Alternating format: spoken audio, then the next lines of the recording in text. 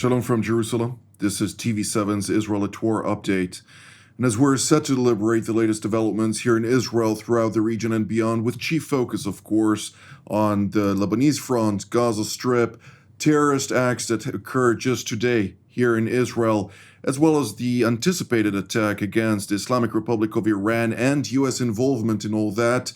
Prior to that, of course, it's always important to remember that 369 days ago, the Islamist Hamas and the terror affiliates of the Gaza Strip launched a surprise onslaught on southern Israel, declaring war by perpetrating a massacre, murdering some 1,200 mostly civilians, wounding over 4,800 others, and kidnapping 250 people, including elderly, men, women, children, and infants. 101 of them remain in Hamas captivity to date.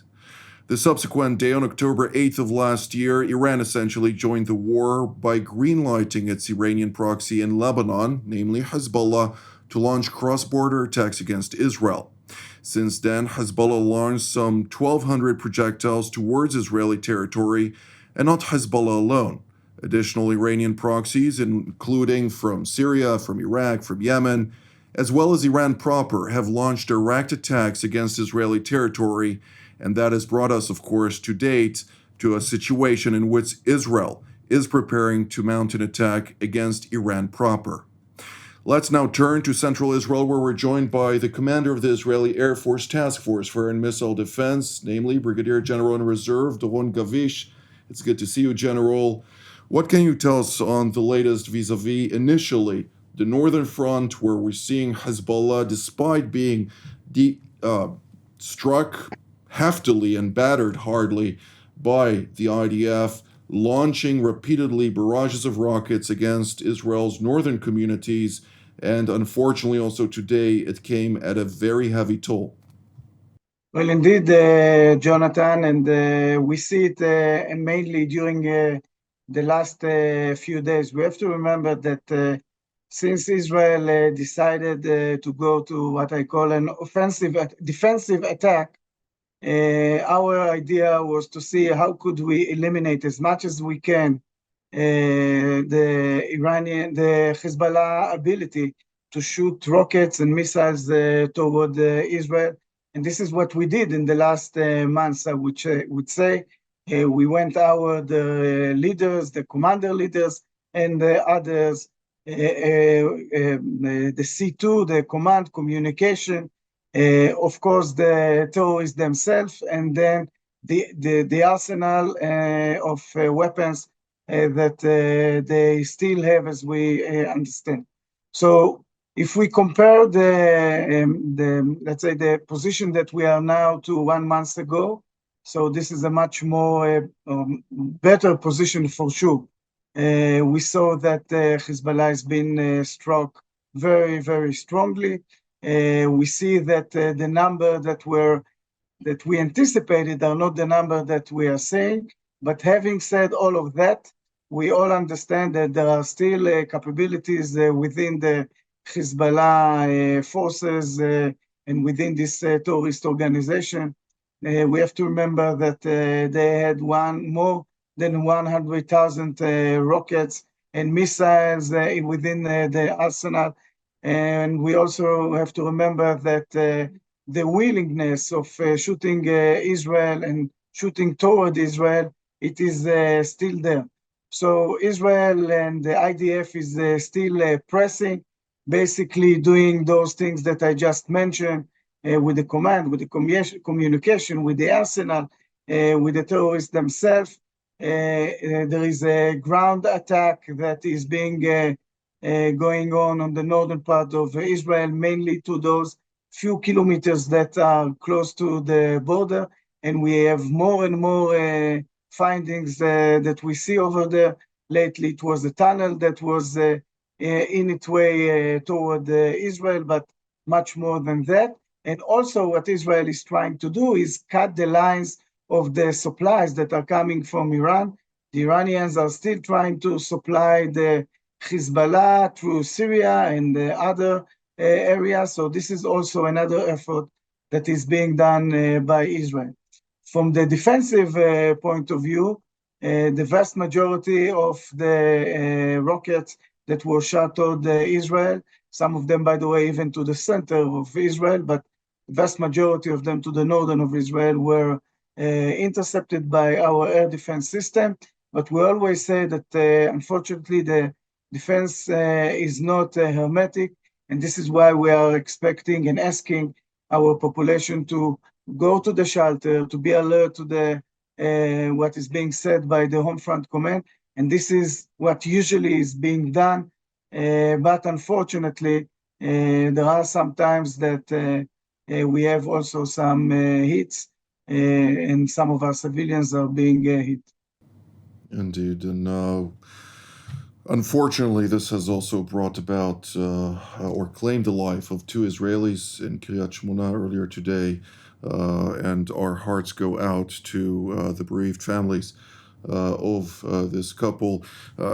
When we're talking about the northern front, we have, of course, also the situation where we're hearing Israeli Defense Minister Yoav Gallant coming out and saying that once the fog of war will start to evaporate, Iran will find out Hezbollah fully dismantled. But it is a wounded animal. Then a wounded animal is known to bite and to kick and to do everything necessary to until its last breath, pretty much. And this will continue to evolve as time progresses. But nonetheless, also in the studio here with me, Mr. Ori Saschal, the head of the research department at the Israel Defense and Security Forum. It's great to have you here. Good to be here. I'd like to ask you, of course, in context with also what Jerusalem's top defense official highlighted, it's always coming back to mind the statement made by the ancient philosopher Sun Tzu: if you're strong, appear weak; if you're weak, appear strong. Something that, of course, can be brought into context with regard to Hezbollah. Nonetheless, Prime Minister Benjamin Netanyahu relays a message to the Lebanese people and calls on them to seize this opportunity and oust Iran from Lebanon. Is that viable within current context? Well, it has becoming increasingly viable over the course of the past days and weeks. And look, Israel has found itself much better positioned to gain regional momentum right now. And the only question is whether the rest of the world will follow. You mentioned Sun Tzu. We can mention another Chinese philosopher, maybe Confucius, who said that tell me and I forget, but show me or make me involved, and I will understand. And I think the rest of the world has not yet been involved in the war in the Middle East to really take a sharp grasp of what cost Israel is paying right now. We have seen this strategic dilemma. Israel has found itself just a month ago facing Iran's axis, and right now, after having literally decimated Hezbollah's entire core of senior command and much of its firepower, we saw how really an impressive pace of targeted eliminations in Lebanon, over 4,000 airstrikes. So all that has brought Naim Qassem, who has just 2 short months ago visited Tehran for the inauguration of the newly elected president Pezeshkian. Later, Hania was eliminated right in his bedroom in Tehran. We saw even him begging literally for a ceasefire. So we can see how Israel is gaining momentum, and it is much better positioned for regional gains, even in terms of normalization with Saudi Arabia. And now the question is whether the international community will understand this newly gained momentum and not pressure Israel to hold back, but actually to double down and really get rid of these. Have a domino effect against these Iranian threat cycle once and for all. Indeed. Well, just for that, I'd like to turn to Washington, D.C., where we're joined by Ms. Zineb Ribois, a research fellow at the Hudson Institute and the manager of the Center for Peace and Security in the Middle East there. It's always a pleasure to have you, Zineb. I'd like to ask you particularly about an American initiative that is currently being pushed forward by the Biden administration in an attempt to establish some sort of a collective de-escalation, as was put to me by a Washington official. What can you tell us about that, and to what degree should Israel be concerned about the United States, its greatest ally and biggest backer, undercutting it, basically, when we're talking about its capacity to achieve an actual victory in the battlefield. Well, thank you very much for having me, Jonathan. Well, you're 100% right. There is this initiative, like others prior to that, where it comes to the initiative of the maritime agreement between Lebanon and Israel and others. They are part of a worldview that the Biden administration still pushes for, which is that there are so many concessions that Israel should do to avoid a war at all costs. And this is to avoid war, but also to integrate Iran into the region. And they have still not given up. Still given up on this idea that there is some type of concession that Israel can make so that Iran does not utilize its proxies and so that Iran leaves oil facilities and other things alone. And of course, this has been false 4 years ago, and it's false today. I think as other panelists have pointed out, that the Biden administration, the first thing you should have done was to highlight publicly that Israel is achieving an enormous success with precise and sophisticated operations. Part of them were the pagers, sabotage operations. That actually are not just killing proxies and weakening them, which have been, as they have been, a threat to the whole region, but they've also targeted Americans. And this is something that the Biden administration could have capitalized on. But instead, we see a trend of blaming Netanyahu for every single thing that happens in the Middle East. It's also an election cycle, so it's very important for the Biden administration to present something to its constituency that they are actively working on restraining Israel, that they are actively working on some type of plan. Of course, I don't think that this will succeed. I think that what happened after October 7th was a complete switch. I think the Israelis understood that they are in the position they are now because the United States has not been harder on Iran, and they have to pay the costs by tackling the proxies. And I think also that it's as others have pointed out, that it's an immense opportunity for Israel to show, especially to the countries in the region, that they have normalized their relations with a country that is capable of projecting power, that is capable of reigning sovereign in its own and protecting its frontier. And I think that this sends a very strong and good signal that the Biden administration should actually highlight. Thank you, Zina. I'd like to ask you, General Kavish, when we're talking about the anticipated attack against Iran, obviously Israel still needs to conclude the various target picking or to vote upon that by the Security Cabinet in order to establish a consensus.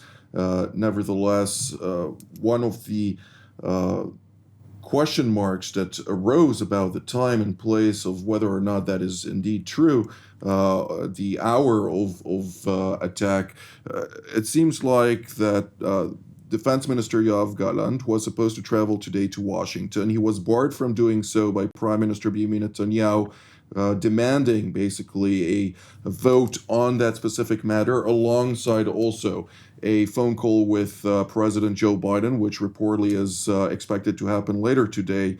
What is happening right now? Make sense of all of this for us, if you may.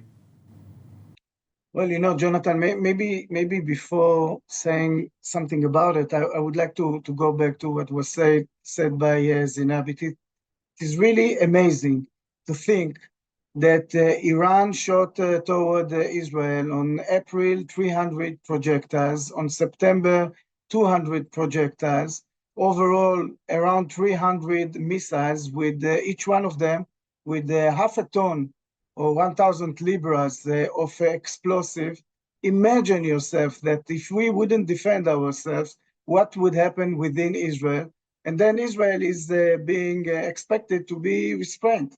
I mean, it is, I'm really trying to find the logic of it. I mean, or even when you think about France, the idea of embargoing Israel because it's defending itself against more than 10,000 rockets and projectiles that came from the Hezbollah in Lebanon toward Israel. It is hard to understand it. It is very sad that this is the situation. I think that we are talking about two different regions and two different leaders. Of course, we all remember the relations that we had with CENTCOM and the enhancement of the defense of Israel by the U.S. forces, which is amazing and unprecedented. But still, there is this, I would say, sentiment around us, unbelievable one. But it brings me to the point that now, because of that, we should do, at the end of the day, what is needed to do by Israel. And we have to look on our own interest, because if we would build on President Macron or others to help us, they won't be there. Maybe there would be some sympathizing sentiment, statement, but nothing more than that. So Israel should do what Israel needs to do. And this is going back to your question with Iran. There is no question that we should retaliate. We cannot afford ourselves so many projectiles toward Israel directly from Iran, with the huge potential of damaging Israel. Once again, I can just imagine to myself what would be happening if we wouldn't defend ourselves. And we have to look at it through their intention, not through what really happened on the ground. And their intention was to kill as much as Israel as they could with those vehicles of such many tons of explosive going toward Israel. So the question is not if, from my point of view, the question is when Israel is going to do it, and what would be the targets that would be hit by Israel. And of course, there is a scale of those targets, and this is a discussion that is being done within Israel, what would be the best one in order to allow to the diplomatic, at the end of the day, to the diplomatic sphere to do what is expected from it, because at the end of the day, and you've talked about it before, every war ends with an agreement. So we hope that we will bring it to a point that this time the agreement would be in favor of Israel. And the region, by the way, it is not only Israel. We have also to say it. This is the whole region that is being threatened by Iran. I do think that it's important to highlight that even though there are disagreements on the method between Washington and Jerusalem, and sometimes also about the policy, there is no disagreement about the necessity to assert Israeli security, particularly also when it comes vis-a-vis the Islamic Republic of Iran. There are broader disagreements between Jerusalem and the current administration in Washington, but it's an outgoing administration with a few weeks left that also needs to be put into context. But with that being said, Mr. Issachar, I'd like to ask you to move away one moment from the Iranian front and the Iranian file. Let's go to Hadera, where earlier today, unfortunately, there was a heinous terror attack with an Israeli Arab from a northern community, Arab community in Israel, going on a motorcycle, traveling to a predominantly Jewish city, and committing a nationalistically motivated attack, namely an act of terror. What happened there, and what should be done in order to avoid those situations, not only from a security perspective, but should there be some more of a education front, a narrative front, towards a community that is consuming their news from countries such as Qatar and elsewhere? Absolutely. I think the issue of really advocacy and consciousness plays into the Palestinian nationalism, really. That is really the heart and soul of these terror attacks that Israel is unfortunately so well educated in. I would say we have unfortunate experience with really thousands of terrorist attacks in Judea and Samaria per year, mostly stone throwing attacks, also Molotov cocktails, shooting attacks, but also stabbing attacks emanating from Judea and Samaria based Palestinian villages into central Israel or other cities in Israel, like we saw in the stabbing attack in Hadera. And these things claim lives, and these things undermine the sense of security of everyday Israeli citizens. We were usually accustomed to having red siren alerts with conflicts coming up from Gaza and going down to the shelter, but then when it strikes you right at the underbelly of Israeli society that really could tap into the fears of society. It's something Israeli leadership does want to avoid. But then again, there won't be magic solution or restraint like the kind of game that Israel played with Gaza and Lebanon for 2 decades. Once the war ends, Israel's priority right now is to sort of keep Judea and Samaria on low flame and continue with these mow-lowing, we said, mon-lowing, this sort of continuous attempt to thwart and really go into a Palestinian city, make arrests and so on, and thwart attacks up front. But then after the war, we really do need to think about the day after Abbas, the day after the Palestinian Authority. We saw how that mechanism did not work in Gaza nor in Judea and Samaria. We saw the Fatah openly supports terrorism, continues to pay for slave salaries for terrorists, and we cannot keep ignoring that, especially when this thing continues to manufacture terrorism. That needs to be a strategic decision by Israel. The stalemate cannot continue. The misconception that preceded October 7th forced Israel to reevaluate itself and reevaluate its activities, also vis-a-vis Palestinians living in Gaza, but elsewhere as well. Unfortunately, that misconception that predated October 7th remains in the majority of Western capitals, so it seems, who are quite proactive in those activities. I would like to move down south, Ms. Zinab, and speak for a moment also about Yemen. We're seeing Ansar Allah continuing to bolster itself and to establish quite the robust activities, attempting to frustrate or continuing to frustrate freedom of navigation in the Red Sea, in the Strait of Bab el-Mandeb and adjacent waterways, but also beyond that, seeking to forge new alliances also with the Al-Shabaab, in the Jubaland south of Sudan, on the border with Kenya, of course, with various activities to enforce or to somewhat forge a deeper tie between those Islamist terror organizations in that region to the Islamic Republic of Iran.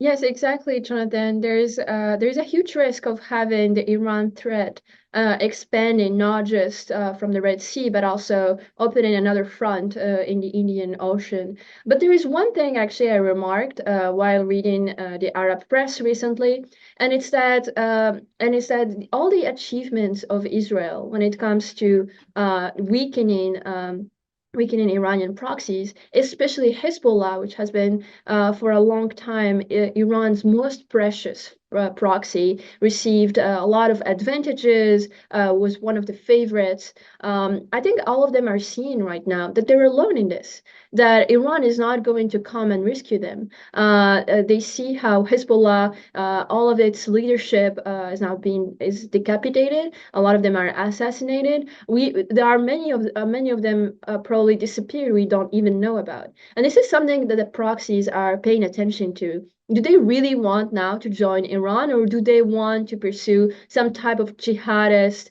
militant activities not involved with Iran? I do think that this is Israel's most important political achievement since the killing of Haniyeh. You know, in 1625, the greatest naval battle in the history of the Middle East, particularly in the Strait of Hormuz, the two biggest rivals at the time, namely the Dutch Navy and the British Navy, joined each other to battle Portugal because strategic interests aligned. And it seemingly was a pivotal moment in history that also highlighted the famous British saying, there are no permanent friends, there are no permanent enemies, there are only permanent interests. And the interests of those various terror proxies are on the line when they side with a terror sponsor, or the greatest terror sponsor, namely the Islamic Republic of Iran, which is willing to fight until the last Arab, until the last African, and until the last whatever, so long as it isn't Iran proper. General Gavish, the last minute is yours. Jonathan, I think that we are, in between Rosh Hashanah, the beginning of the new year in Israel, and just before Yom Kippur, which is the holiest day for the Jewish people. And this, I hope, if we look into the future during this time, we basically what we do is we wish to each other what we believe should happen for the next year, and we ask for each other for forgiveness. I think that we, as an Israelis, we have to still ask forgiveness for those people that on the 7th of October, we were not there for them. Unfortunately, more than thousands of them, civilians, soldiers, that were killed and butchered. And I think that we all have a moral obligation toward these people. And this is, first of all, bringing back the hostages, finishing our war goals with the Hamas, bringing back our civilians to the northern part and to the southern part of Israel. And we would do it only together with the unity. Remember who is the enemy, to be strong and with hope. So I think that this is what I would say to all of us. We are strong, we have hope, and we do whatever would be needed in order to gain the goals of this war. And I think it would be better for the world, not only for Israel. Indeed. With that, I'd like to thank General Gavish, Ms. Ribois, Mr. Issachar, and I'd like to thank all of you at home as well. Until our next update from here in Jerusalem, Shalom.